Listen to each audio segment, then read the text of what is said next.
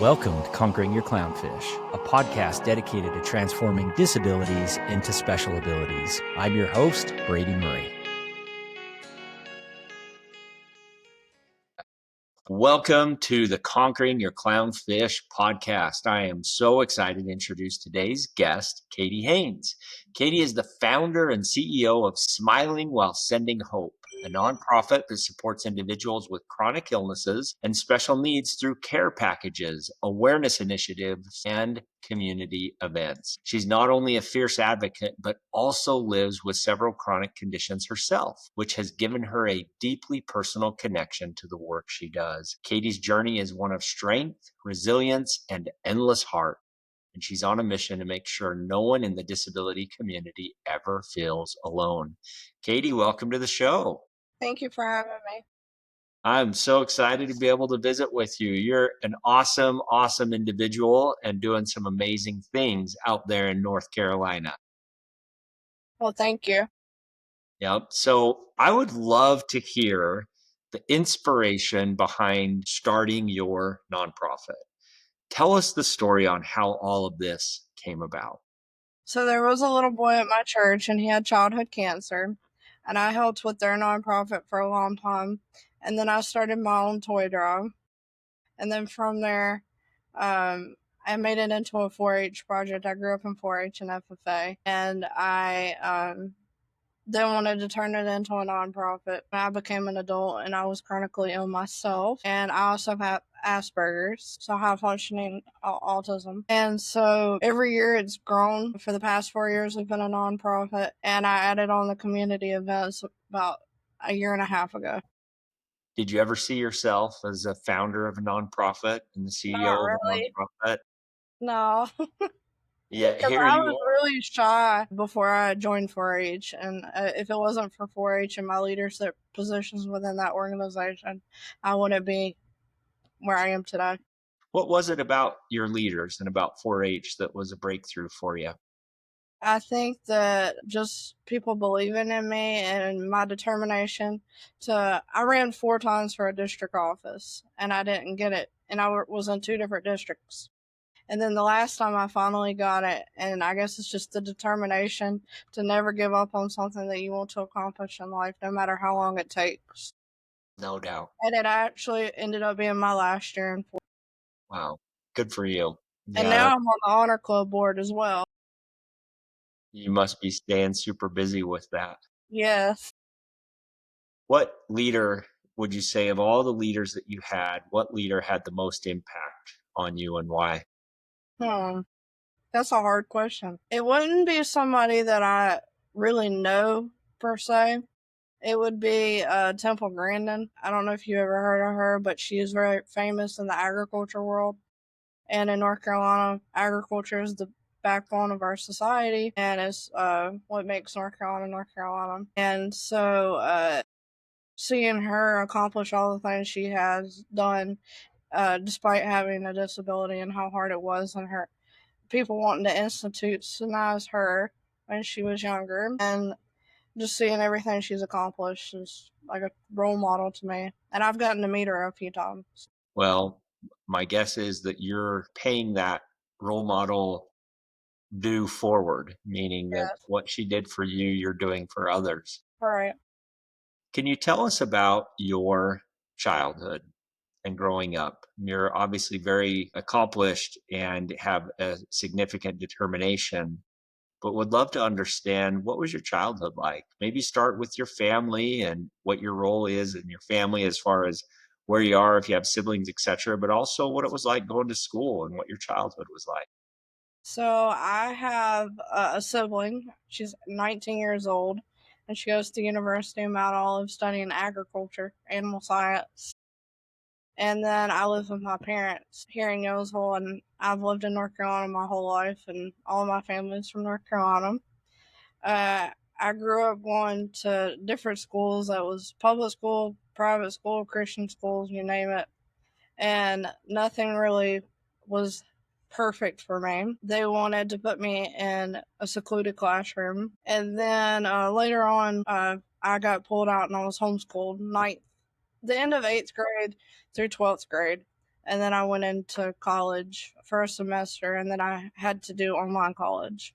But I graduated with an associate's degree in photography. More about the class. And so you said that they, meaning the administration or the teachers, wanted to have you in a secluded classroom, and your desire was to be in an inclusive classroom, in a classroom with your peers, with your Yep. classmates. I wanted to remain mainstream, and I wanted to be on the track to go to college, and they didn't think I was anywhere near that, and at any school that I went to. And so when it got to that point in eighth grade where you like make the transition, my parents decided that me crying every day to go to school is not worth the battle, and that there were better opportunities out there for me. And that was the best thing they ever did. Much of that was your voice and you being able to communicate what your desires were. So I'll be honest, in like eighth grade, I was not very vocal as I am now. But if it wasn't for my parents advocating for me and taking me out and putting me and homeschooling me, and then I got sick when I was 16, so I would have ended up being homebound. Then I wouldn't have had the same opportunities. I wouldn't have had a job. I did do some driving then. And so I just think the opportunities wouldn't have been there for me. And I wouldn't have got into these colleges. I got into 3 and then graduated, which they never said I would do. An amazing accomplishment. You're a perfect example of a guest for the perfect guest for this podcast. And so this idea is conquering your clownfish is the idea around parents being able to overcome their what I call their clownfish mentality, which comes from the movie Finding Nemo and the overprotective father Marlin. But it sounds like your parents were anything but clownfish, and they believed in you, and they knew that you were capable, and they also put you in an environment, in a place where you could push yourself and be able to progress. Your with 4-H, how old were you when you started 4-H? I think I was 10 or 11. Hmm. Yep, and that seemed to be such a pivotal part in you gaining I confidence. was put into like public speaking and things that I was not exactly comfortable with, but look at where it's gotten me today. Yeah. I just talking with you, I find it hard to believe that you were shy and introverted and somebody that wasn't going to speak up a lot. Yep. And even today, I'm not good with certain social situations, but I'm a lot better than what I was. Well, you're on a podcast talking to a ton of people about something that you're super passionate about. So I'd say that's definitely something you got going for you. Yeah, I just want to change the disability community for the better and show that there isn't anything that can hold you back in life. Yeah. I've What do even you competed in pageants now. really tell me Yeah. more about that? So I've competed in the Miss United States Agriculture Program on the county, state, and national level. I've won title on all three of those. I've done a count like a Toys for Tots pageant, and I got the overall of that. And then recently, I've now another national title holder through a virtual agriculture pageant. Wow. Congratulations. Thank you. Sky's the limit on what you're going to be able to accomplish. I would love to ask you, as you look at the disability community as a whole, what do you see as some of the biggest challenges that our community faces? Being ashamed of having a disability and not getting out there and experiencing what life has to offer. And then another thing would be like the job industry, having people believe that people with disabilities should be in leadership roles. That's been really difficult for me. And then driving, that's a whole nother level. Like, there's a barrier between people needing hand controls and all that kind of stuff, and that's not covered by insurance. And so then you're stuck in a situation where you have to go buy all that out of pocket, and we can't afford that. And so it makes you like not be as independent because you're living on, like, for instance, I'm on Medicaid and you can only make so much. Well, that's definitely not enough to cover a vehicle, you know? And especially it has to be so new. It can't be like a used car like typically you would go and buy. Yeah. That all makes a lot of And then when sense. you can't find a job that's like stable, that's another barrier. If you had the opportunity to present to individuals, whether that's political, government, community leaders, and talk to them about this, what would you say? If you had a listening ear about these topics, what would you share? So I got the opportunity this year actually to go to Washington D.C. for Rare Across America Week, and we each went around. It was like a roundtable discussion, and we got to talk to the representatives, like staff, about different issues that were going on and bills that we needed to pass in order to help the disability community as a whole. And one thing that I brought up was what about the jobs and about how like funding for the disability community needed to be improved. And then I'm going back in a couple weeks. Good for you. So well deserved. Just so important that you share your voice. You're an advocate for literally millions of people. And so you have a unique and a rare gift to be able to express and communicate in a very, very clear and motivating and an inspiring way. You have a way with words. And so, what a better representative than yourself to be able to represent our community that is so needed. I had I'm also now a brand representative for a wheelchair seat company. really I'm a social media influencer, I guess now. no, That's a new adventure for me. that is amazing. Again, I just can't see you as this shy eighth grader. That just doesn't add up to me. That was so long ago though. That's right. I asked you in preparation for our podcast, I said, um, the specific question was, how have you seen yourself change since beginning your journey? And you said, I've discovered that my worth isn't defined by what I can't do, but how I choose to impact others despite the challenges that I face.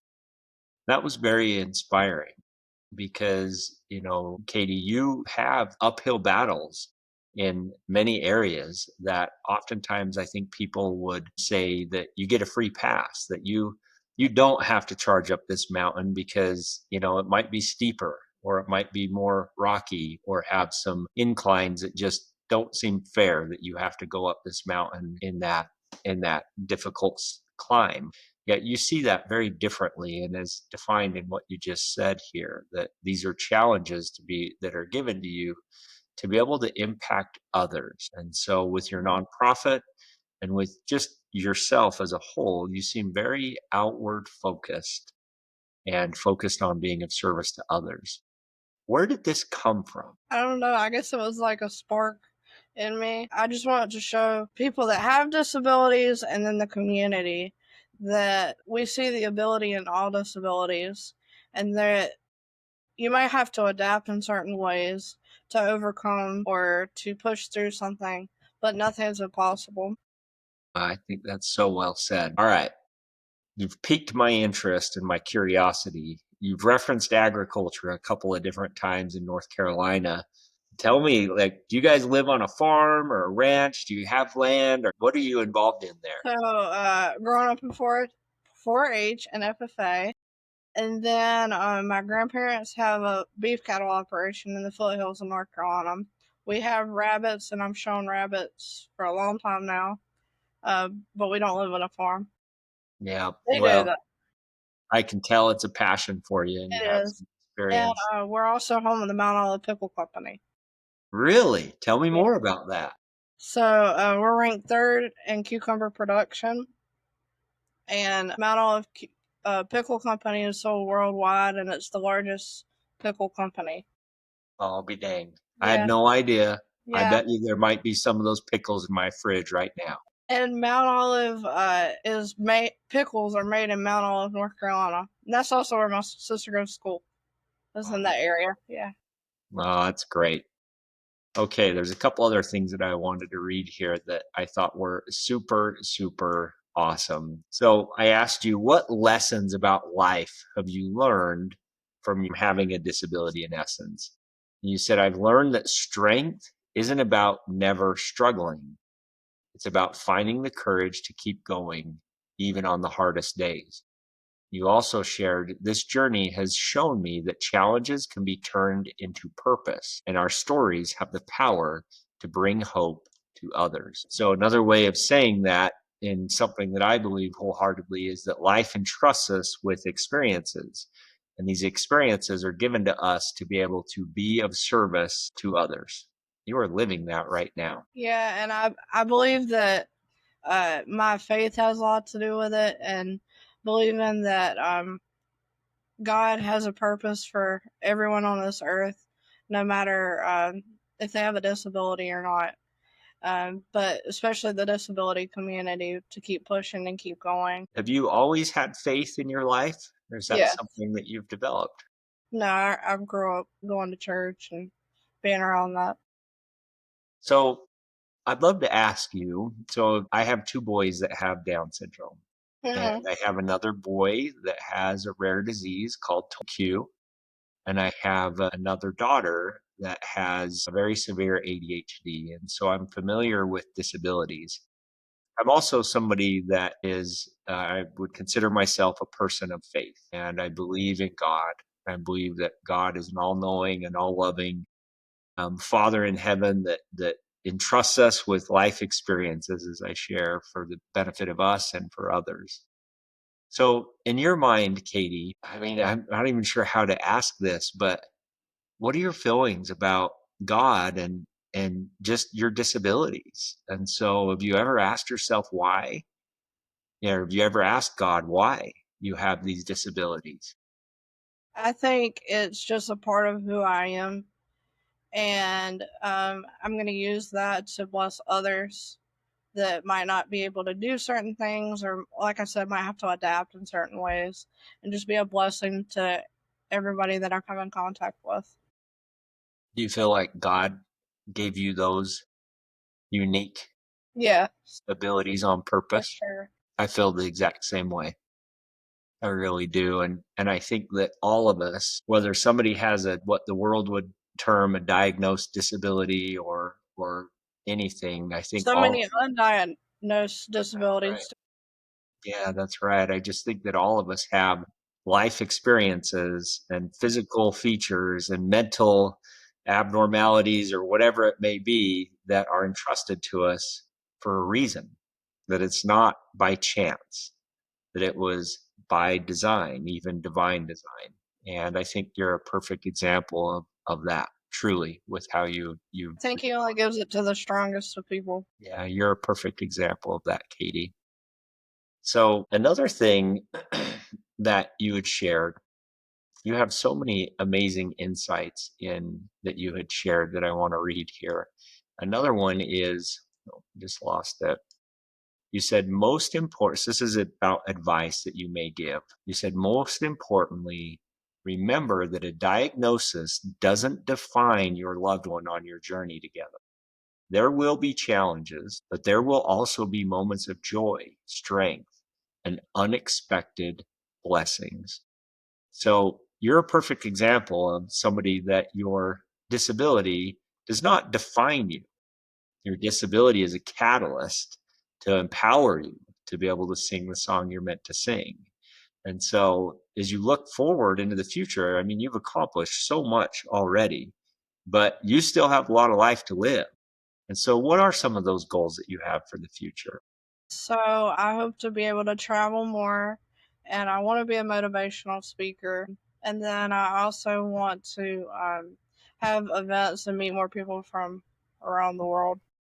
Have I've you been had, doing a little bit of that this year, all starting with right? that. I went to Boston this year and met a couple of people. Then I'm going to Wyoming and LA. Wow. Okay, you piqued my interest on Wyoming. What's taking you to Wyoming? Adaptive hunting. Really? Okay, now you're really speaking my language. Yeah. I was born in Wyoming Oh my goodness. and have a lot of family in Wyoming, and I would consider myself an outdoorsman in many ways. And so go on, adaptive hunting. Let's hear more about this.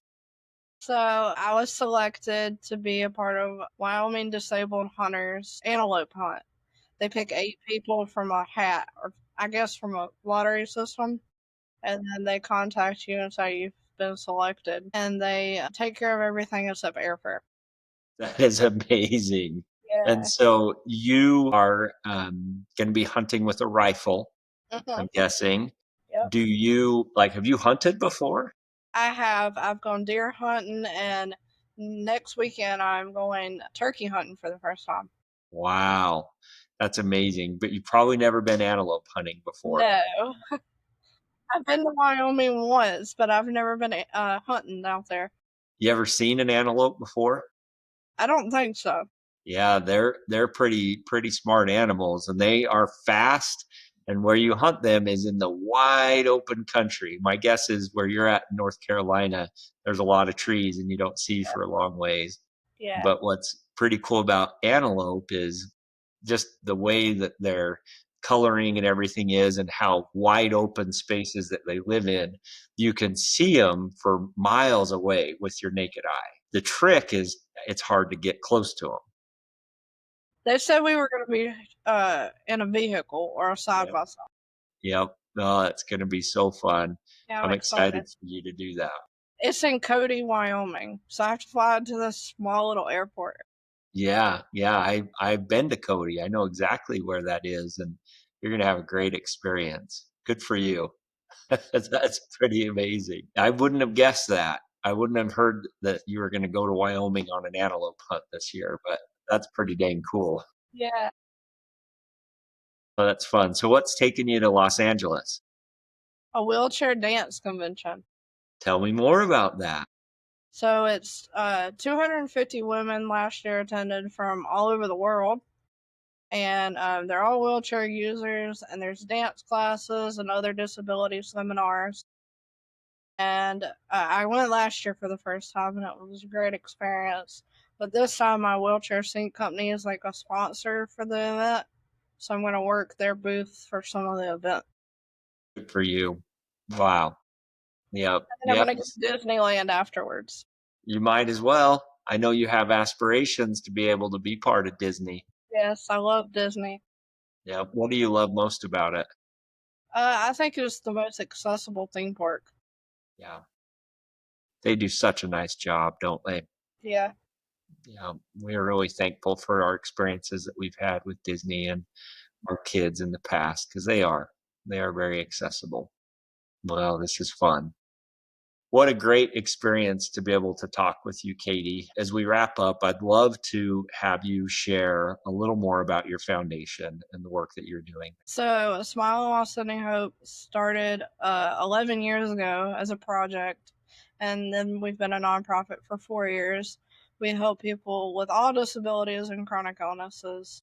Our care package program is for 0 to 26. We go into the Ronald McDonald houses and children's hospitals and provide programming and dinner or lunch. We do private events for all ages. And then we have a toy drive at Christmas and a toy drive in July. And then I do a lot of awareness campaigns and awareness videos. Wonderful. Well, you're doing a great work there. If people want to find you on social media, how do they do that? We're on Facebook and Instagram and TikTok, and it's under Smiling While Sending Hope. That's great. Well, Katie, you're changing the world one person at a time, and it starts with just you and your positive mindset and your can-do attitude. And so it's been an honor to be able to have you on the show today. Really appreciate you and the example that you set for all of us. Well, thank you for having me. Yeah, very good. Thanks, Katie. Thanks for listening to this episode of Conquering Your Clownfish. If you liked what we discussed on the podcast today and want to continue the conversation, please visit us at conqueringyourclownfish.com. And please don't forget to subscribe.